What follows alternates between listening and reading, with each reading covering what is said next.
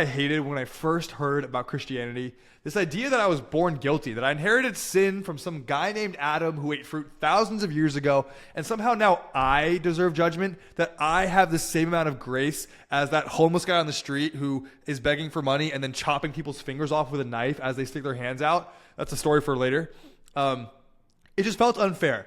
It felt unjust, and it felt kind of ridiculous. And if you're Muslim, I already know what you're thinking, because in Islamic theology, the idea of original sin is actually completely different than what the Torah and the New Testament teaches. Well, mostly the Torah, sorry. But how the New Testament then relays it back to Jesus accounting for all of that. And as a Muslim, you're thinking of Surah 6, verses 164, where it says, "No soul shall bear the burden of another." And I get it, because I believe that too, and I respect that because you believe what your book says, right? But what I've learned, and more importantly, what I've lived, is that original sin isn't just fair. It's actually the most honest description of the human condition that we've ever been given. And if you're big on philosophy or understanding human psychology or even behavioral sciences, original sin is something that ties and intertwines and ravels so deeply into all of those topics. And let me kind of explain this. So, original sin. It doesn't feel unfair because it's wrong, right?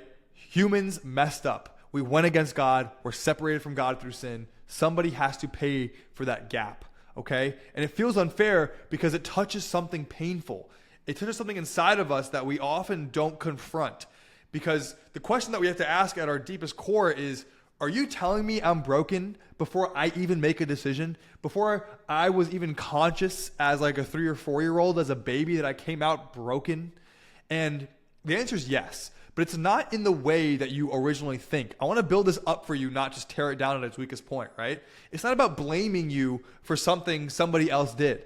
It's about naming what is already true in you and then offering a way out. It's about calling out what our sinful nature is as humans, and then offering a way to God to reconcile that. See, it's not just about Adam eating the fruit with Eve. It's about our root as humans. The things that you and I both know, that no one taught you how to be selfish. No one taught you how to desire things of this world. No one taught you how to lie. No one trained you into pride and falsehood. No one showed you lust. No one showed you envy or fear. These are things that we're instinctually born with and have. And we're not just products of our environments. That's such a weak argument to me these days when atheists are saying, oh, you can just look at behavior science of different tribes and somebody who was born as a monk would never have these things. Well, it's not true. They struggle too. And we're infected with a condition. And Scripture is not accusing you. Scripture is meant through the Holy Spirit to be a mirror to you. It's diagnosing you. It's showing you the need for dependency on God. It's showing you the reason behind this vast, massive world around us that has so many questions within it around suffering and pain and loss and power struggle. And it goes all the way back to Genesis 3, where humanity didn't just break a rule, we broke a relationship. Adam and Eve, the Lord God Almighty, put the tree in the garden and said, hey, I trust you not to eat this, because he didn't want us to be robots. He wanted us to have free will and to build relationship with him as a loving father would.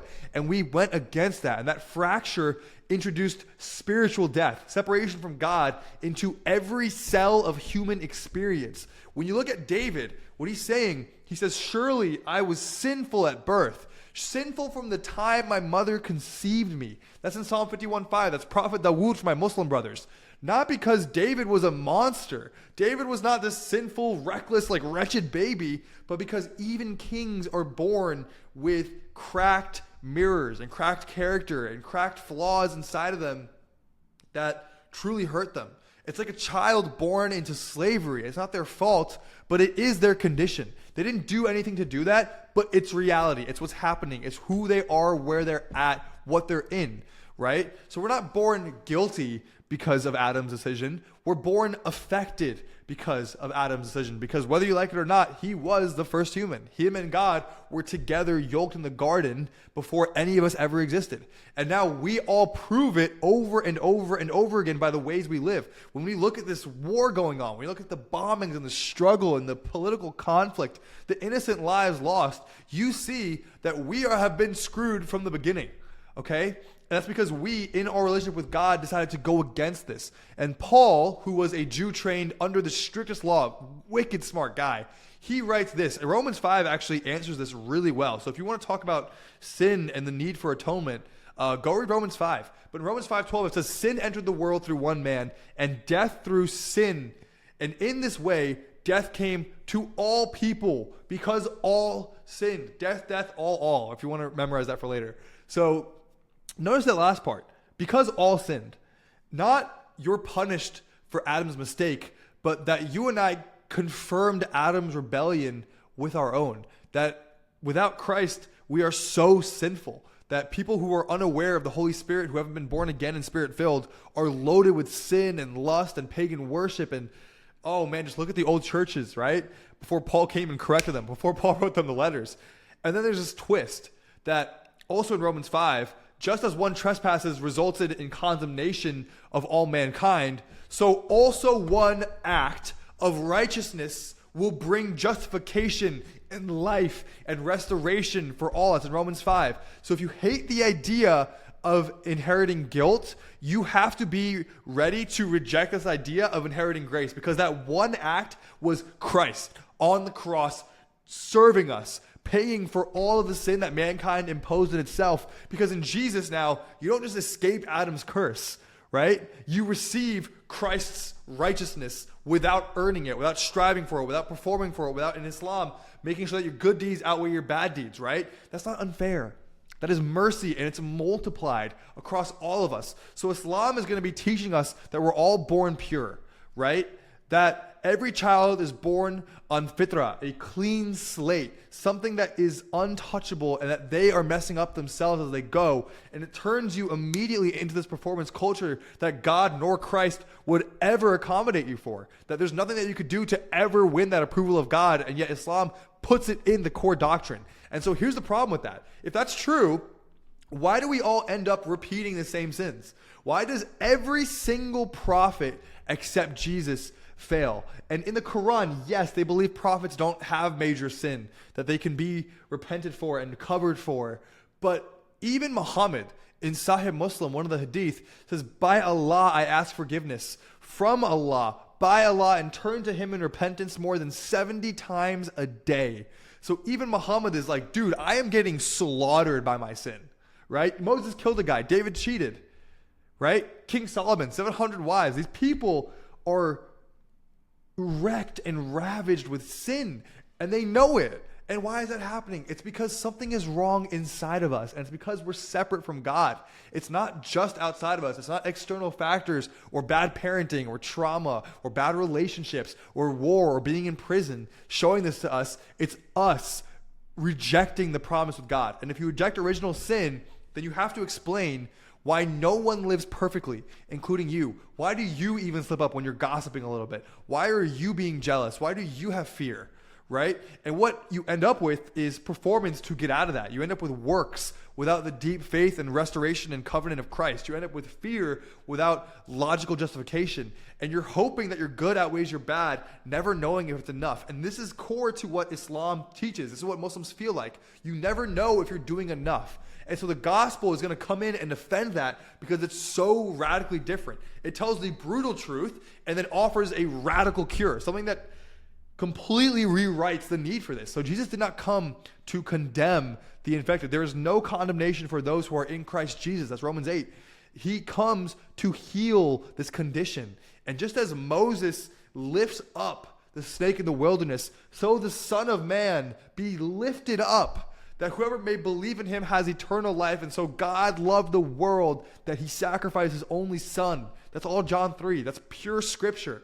And so remember, guys, even if you're Muslim, you might believe that you're condemned because of Adam. You're actually condemned because sin is inside of us, that it was given to us. Because even Adam in the Garden of Eden didn't repent. He said, I'm sorry. He didn't say, I'm sorry, God, I screwed up. He blamed Eve, and then Eve blames the serpent.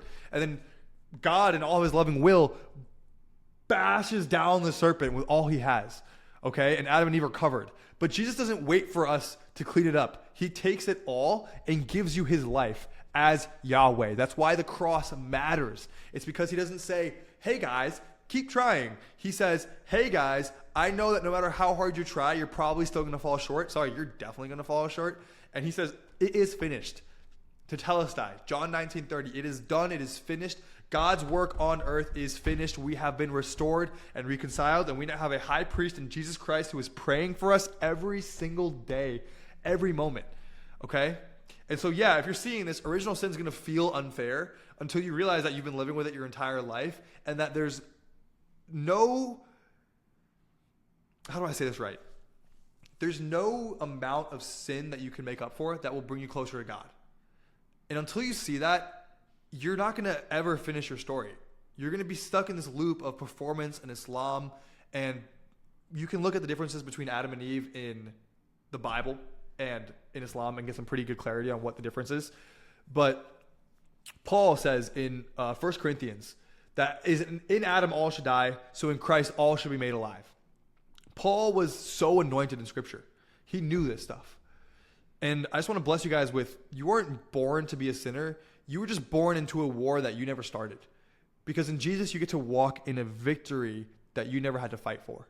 And you didn't have to earn it. And to a lot of people, that's just not fair. But luckily, God doesn't operate on human standards, right? That's divine justice. And it's holy love. And it's a Father who's with us. And if you're anything like me, you felt that in your bones already. Now, all you need to do is just trust the one who died to finish it. That when Christ died on the cross, he finished the work. This internal turmoil that we have because of sin is over with. And so I want to bless you guys with knowing that Christ is here for you and with you, and nothing can be against you. I love you guys. I'll see you guys in the next video.